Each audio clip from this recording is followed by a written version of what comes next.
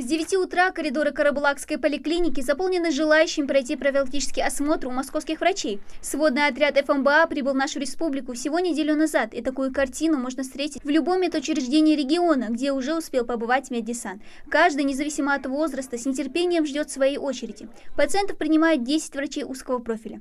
Лейла Индерханова проконсультировалась с неврологом и окулистом, сейчас ждет терапевта. В свои 74 года женщина ни разу не проходила диспансеризацию, но признается, что годы берут свое, и профилактический осмотр просто необходим. Выписали мне лекарства, конечно. Невролог, это у меня большой вопрос с неврологом, потому что грыжи там, удары были.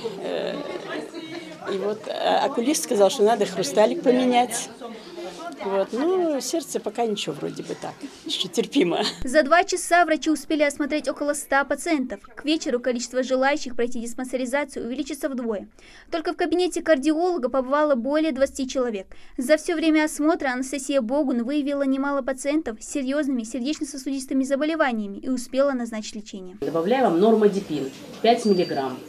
Да, 5 на вечер. Все здесь написано. Плюс кардиомагнил у вас будет. Все. Больше ничего не надо вам. Все, живите счастливо. Хорошо, спасибо вам. Пожалуйста. У одного пациента мы диагностировали застойную сердечную недостаточность, в связи с чем сейчас решается вопрос о госпитализации пациента. Дальше мы вывели у 2 пациенток желудочковую экстрасистолию. Была назначена терапия и дообследование пациенток. Диагностировали впервые выявленную гипертоническую болезнь, 4 случая, назначено лечение.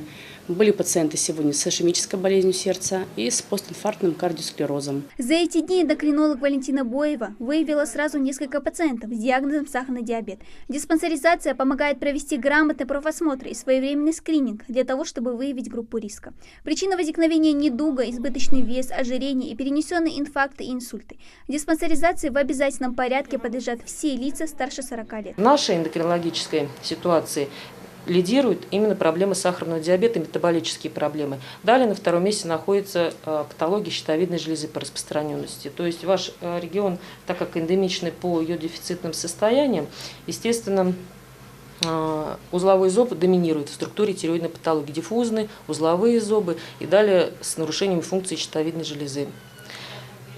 Поэтому задача диспансеризации – выявлять активно именно вот эту патологию. При необходимости врачи сводного отряда ФМБА назначают дополнительные обследования. Для их проведения здесь есть практически все.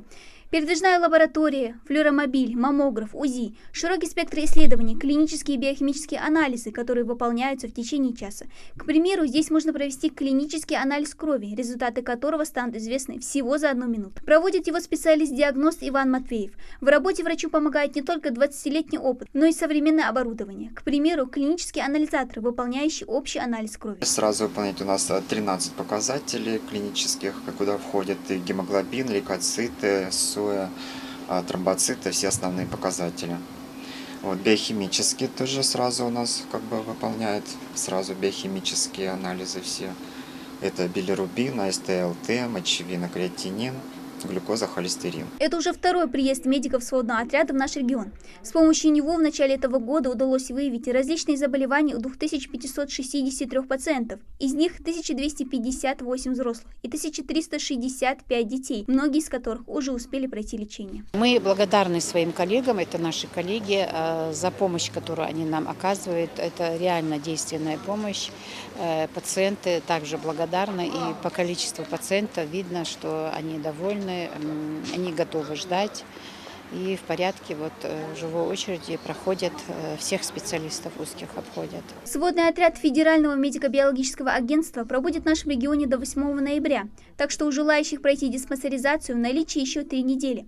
Уже завтра врачи продолжат осмотр на Заранском районе, чуть позже посетят Малгобекский. Окончательным пунктом станет столица нашей республики. Дана Плиева, Адам Далаков, Новости 24.